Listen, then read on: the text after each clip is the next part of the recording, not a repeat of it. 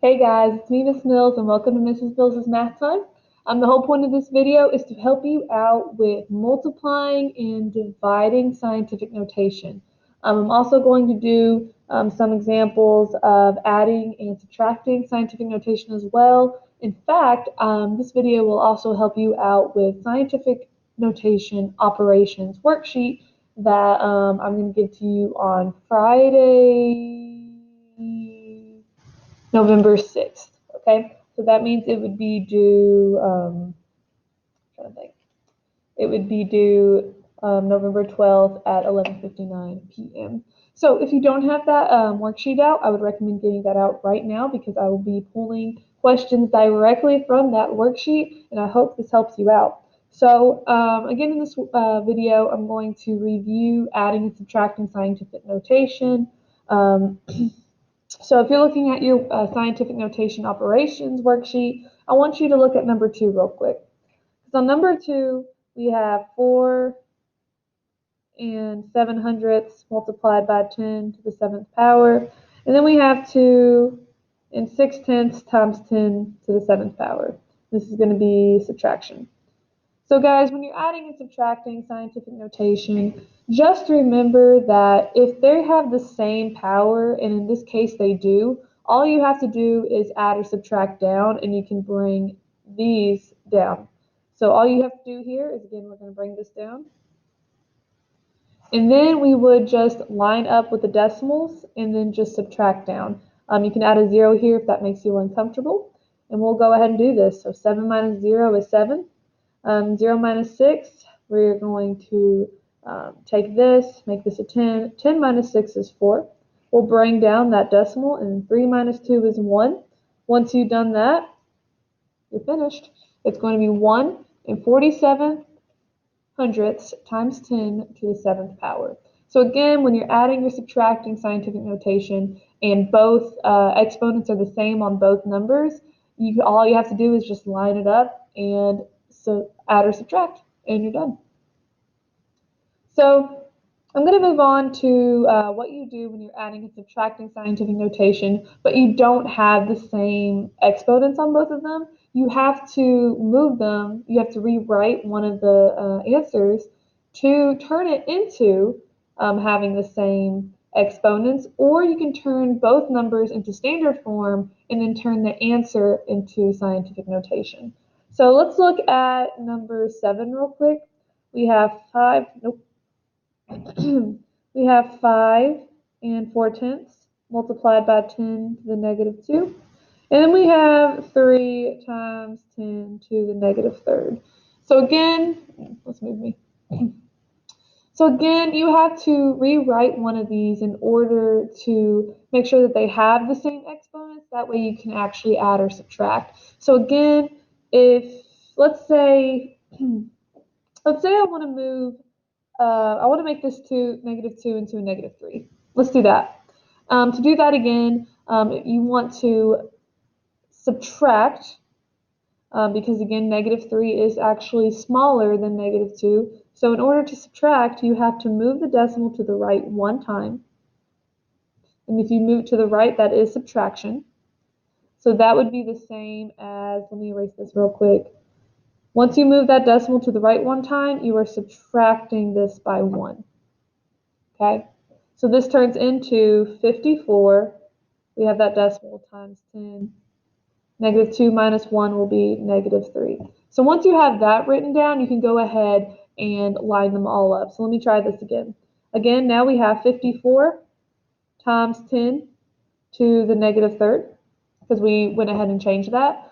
And then we just have to line up the rest of it. We have 3 decimals there times 10 to the negative third. And this is subtraction. So then we just subtract down. 54 minus 3 is going to be 51 times 10 to the negative third power, because we're going to just bring that down. Just be careful if you get this answer, because if you remember with your notes, your first part of scientific notation, so this part right here, does have to be between 1 and 10. If it's not in between 1 and 10, that means that this is not in proper scientific notation, so you do have to change it.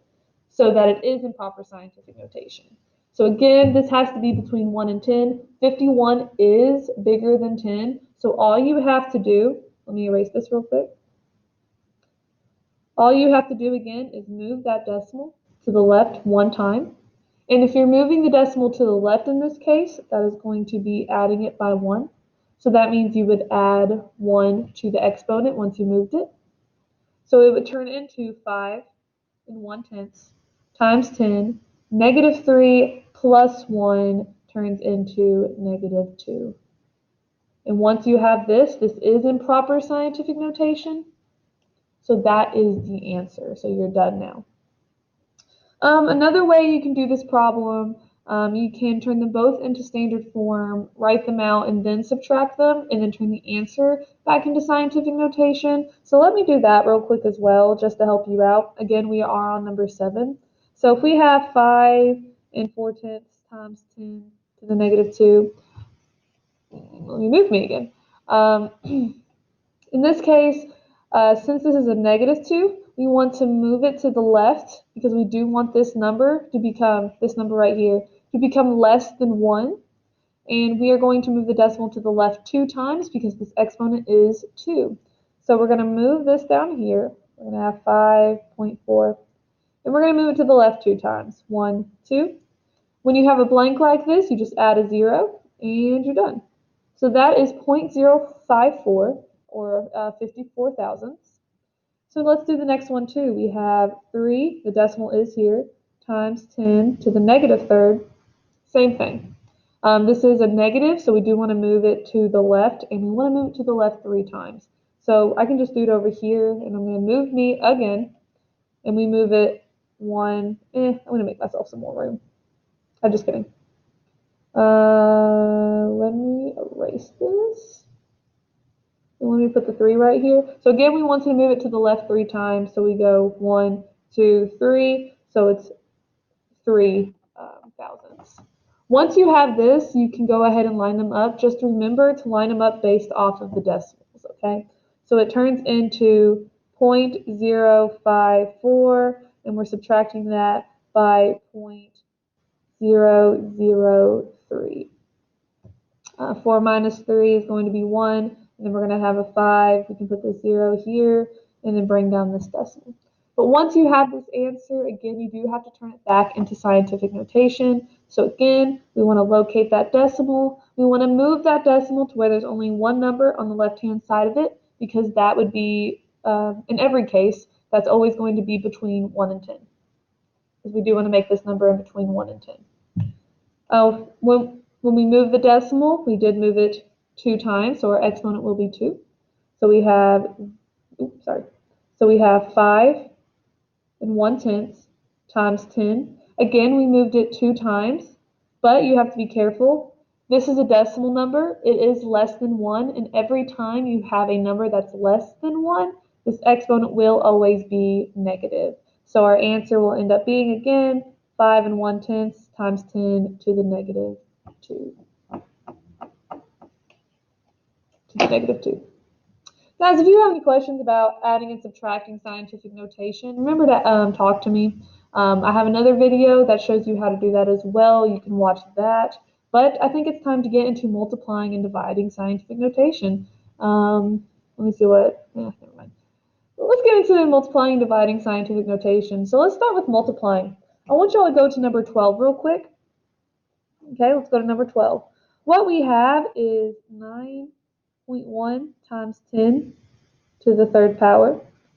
And we're going to multiply that by 9 times 10 to the negative 1 power. So multiplying scientific notation to me is easier, honestly, because all you have to do is rewrite it and group them together. That makes it just so much easier. So all you have to do here is, again, group them together. You group the first part and the second part.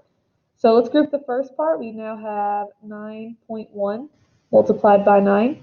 And then you group the second part. So that's going to be 10 to the third power multiplied by 10 to the negative first power. And I'm going to move me again. There we go. So once you group them, you can just multiply them. So you can either get out your calculator, or you can line them up, or you can use the fancy schmancy calculator that I have given you.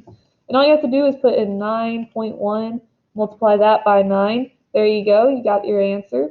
So it's going to be, let me do something real quick. We have 9.1 multiplied by 9, and then we have 10 to the third power multiplied by 10 to the negative 1. All right. So here's going to be our answer. It's going to be 81.9. So it's going to be 81.9. And then we just do the second part. Again, if you remember when we multiplied exponents with the same bases, again, these are the same bases. It's bases of 10.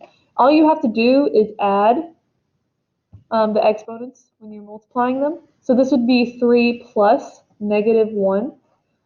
3 plus negative 1 is going to be 2. So this will be 10 to the second power. But again, this is not in proper scientific notation because again, this first number does have to be between 1 and 10.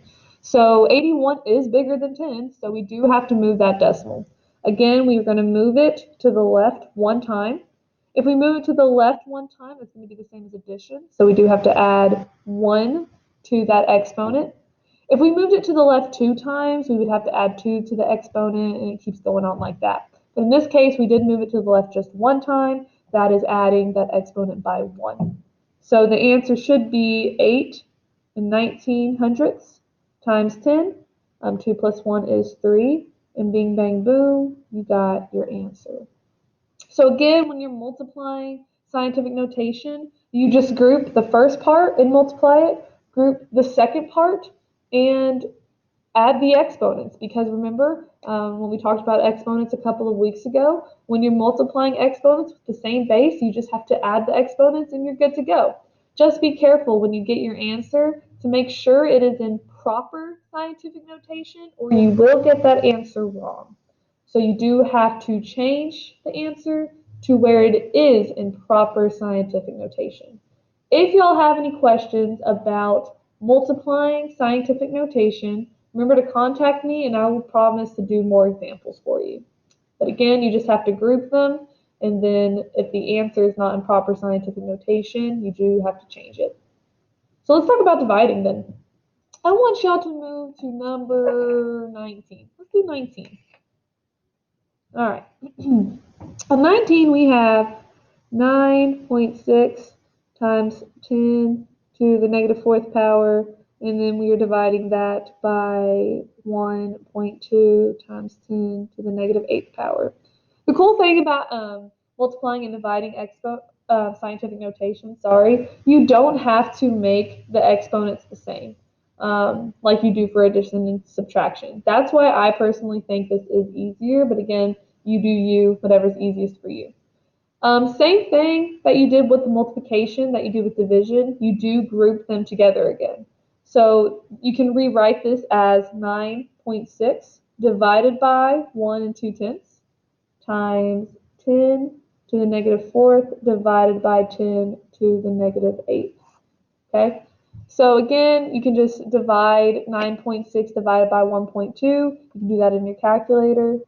So you can do, again, 9.6 divided by 1.2. There you go. You got an answer of 8.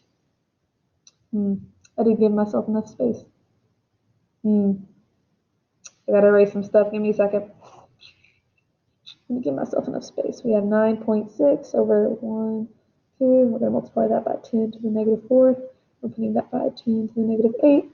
All right, 9.6 divided by 1.2 is going to be 8. And then, again, if you remember my videos from a couple of weeks ago when we talked about rules of exponents, when you have division with exponents with the same bases, again, same bases, they're both 10, all you have to do is subtract the exponents on them. So this would be the same as negative 4 minus negative 8, okay? So again, if you look up here, negative 4 minus negative 8, a negative turns into a positive, so that turns into negative 4 plus 8, so the answer would be 4. So that means our exponent is going to be 4. And that, ladies and gentlemen, will be our answer. So again, with dividing scientific notation, again, you just have to group the first part and the second part of the scientific notation. On the first part, you just go regular old dividing. You can use your calculator for that, that's fine. And then the second part, when you're dividing with exponents but they have the same base, you just have to subtract the numerator by the denominator and you will get that answer. Guys, I hope this video helps. I hope y'all have a great weekend and I can't wait to see y'all again. See ya. Bye.